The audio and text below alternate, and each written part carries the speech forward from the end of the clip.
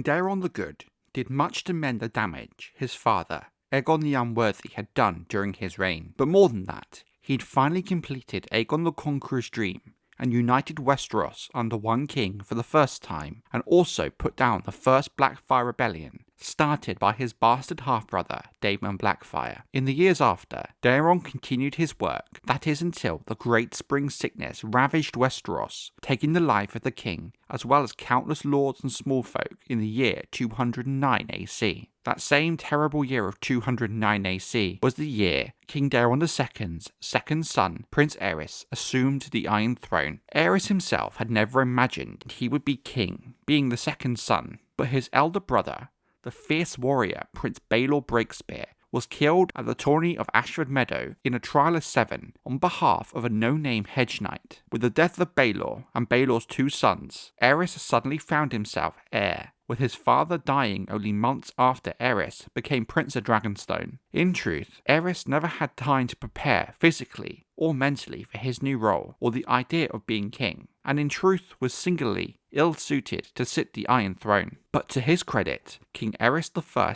Targaryen was learned in his own way, though his interests were largely to do with dusty old tomes concerned with ancient prophecies and the higher mysteries, or certainly more scholarly than some of his predecessors. His areas of knowledge were not the sort to truly be of use in his newfound role as king. But it is said Aerys did try and adapt and learn. He was married to Eleanor Penrose, but in all those years of marriage, King Aerys had never shown any interest in getting her with child. Well-trodden rumours at court suggest that Aerys had even failed to consummate the marriage altogether. How true these rumours were, however, we cannot know for sure, as there has been some suggestion that these could have stemmed from Blackfyre sympathisers at court. However, given the actions of Aerys, most believed there was some fact to these tales. When Aerys was a mere second son, standing to inherit little, his lack of heirs of his own was a very minor issue. However, once he had become Prince of Dragonstone and then king, it became a much larger problem that needed to be addressed. Aerys needed heirs to ensure the stability of Westeros and the Iron Throne. As the history of Targaryen Westeros shows us, a succession crisis can quickly become a bloody affair. This was not going to be an easy battle for his small council, who were soon at their wits' end. They had hoped that Aerys simply had some form of dislike towards Eleanor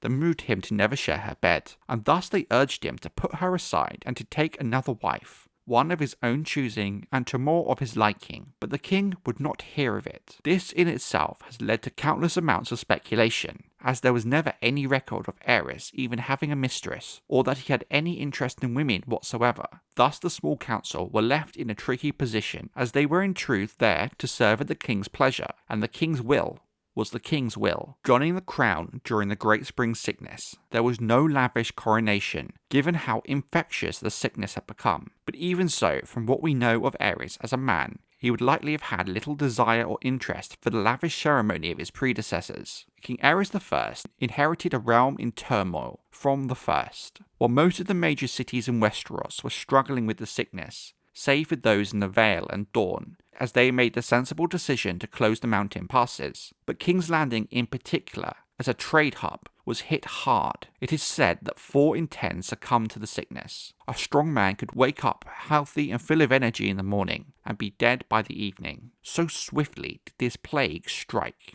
No one was safe, rich or poor, young or old. The sickness struck down its victims with indifference, as well as killing King Daeron II and his 2 most immediate heirs, Prince Valar and Materis. The sickness also felled the High Septon of the Faith, and a third of the most devout stationed in King's Landing, among them almost all of the Silent Sisters. Thus the care of the dead the Silent Sisters provided was no longer possible. Bodies remained where they fell, rotting in the streets, piling up along the alleys of Flea Bottom, which in turn spread the sickness itself among numerous other horrible diseases. King's Landing had been hit with sicknesses of a similar like before, notably the sickness known as the Shivers during the reign of King Jaehaerys I Targaryen, but the death toll with this new sickness would eclipse the Shivers rapidly. In the end, bodies were moved to the Dragon Pit and piled 10 high and burned with wildfire, with the flames growing so hot and so large, a large amount of the city burned as well. But it was the only thing that could be done, and the bold decision credited to Brynden Rivers, Bloodraven, one of the Great Bastards, who played such a key role during the Battle of the Redgrass Field. But even when the sickness did relent, it would cause issues for King Aerys I Targaryen.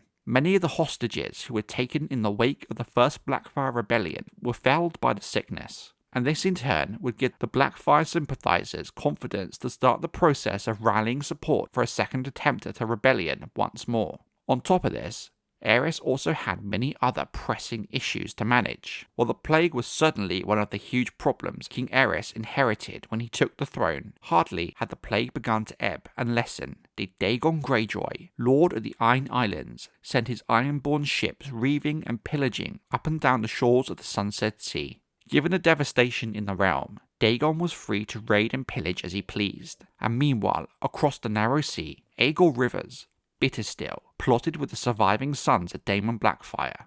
Perhaps it was because of these difficulties that King Aerys I turned to Brynden Rivers, the Bloodraven, to serve as his hand the king.